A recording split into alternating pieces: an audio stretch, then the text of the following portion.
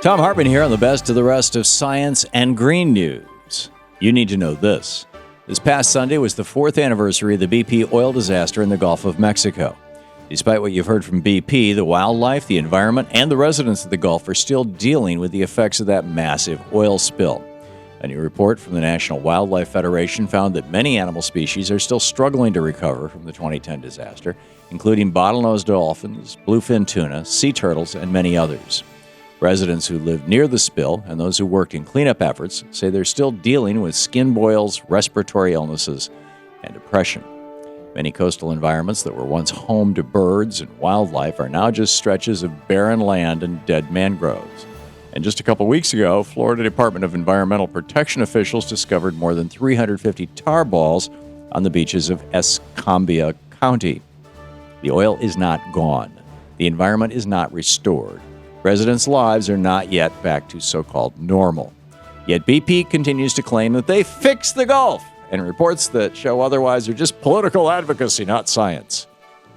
Fact is, there was no way to completely clean up the 210 million gallons of oil that spilled in the Gulf, and there's no way to bring back the millions of plants and animals that died as a result of that spill. Should have learned our lesson from earlier oil disasters like the Exxon Valdez in Alaska. But instead, even after these massive events, we just keep drilling for toxic sludge. 4 years after the BP spill, we're still repeating the same mistakes. We can only hope there won't be a bigger, more deadly disaster before we finally end our addiction to fossil fuels. According to the latest IPCC report, we can afford to make the switch to renewable energy now. The latest predictions from the Intergovernmental Panel on Climate Change conclude that rising temperatures pose a grave threat to life as we know it, including the potential for war and the disruption of our entire food supply.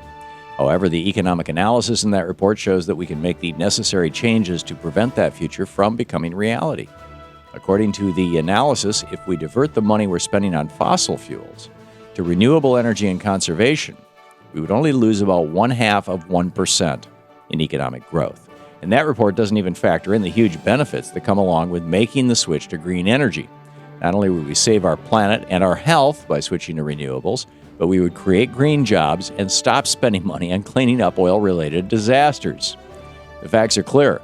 Global climate change is here, it's happening, and we can do something about it.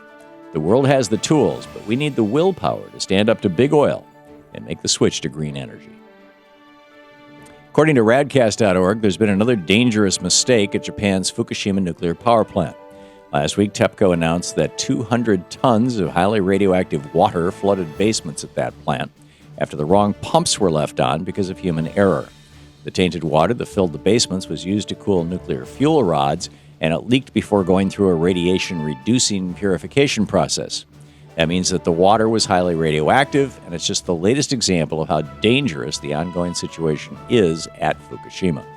Only days before, TEPCO announced that an August leak of 300 tons of water was way more radioactive than initially thought. That August leak made its way into the Pacific Ocean. However, the latest incident is said to have been contained. These leaks clearly show that TEPCO isn't qualified to handle a massive Fukushima disaster, and it's time for the international community to step in. For the safety of our planet, the world must come together to deal with this disaster. Check out radcast.org for the latest updates on Fukushima and all your other nuclear news.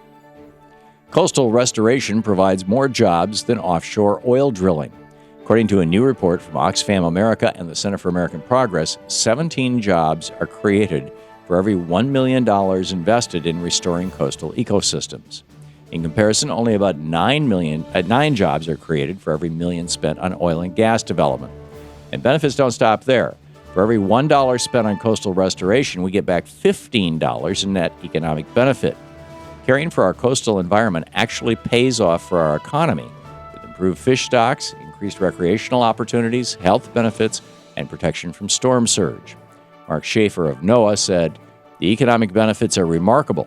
There's a direct connection between what we're doing to enhance the environment and what we're doing to enhance economic activity." The oil lobby likes to claim that we can't afford to protect our environment, but it turns out we can't afford not to. And finally, coffee lovers have a new reason to reach for a cup of Joe. In addition to recent studies that found coffee consumption reduces the risk of type 2 diabetes, Parkinson's, and stroke, New research suggests that drinking coffee lowers the risk of developing liver cancer. The new study was conducted at USC Norris Comprehensive Cancer Center in Los Angeles, and it followed thousands of men and women over the course of 18 years. Researchers found that people who consumed 1 to 3 cups of coffee each week had a 29% lower chance of developing hepatocellular carcinoma, the most common form of liver cancer. People who drank 4 cups or more had a 42% lower risk. The scientists even accounted for gender, ethnicity, alcohol and tobacco use, and even the subject's body mass index, and said that the benefits of drinking coffee remained despite all these other factors. So now you have another reason to reach for that extra cup of Java. We're not caffeine addicts, we're liver health enthusiasts. And that's the way it is for the week of April 21st, 2014. I'm Thom Hartmann on Science and Green News.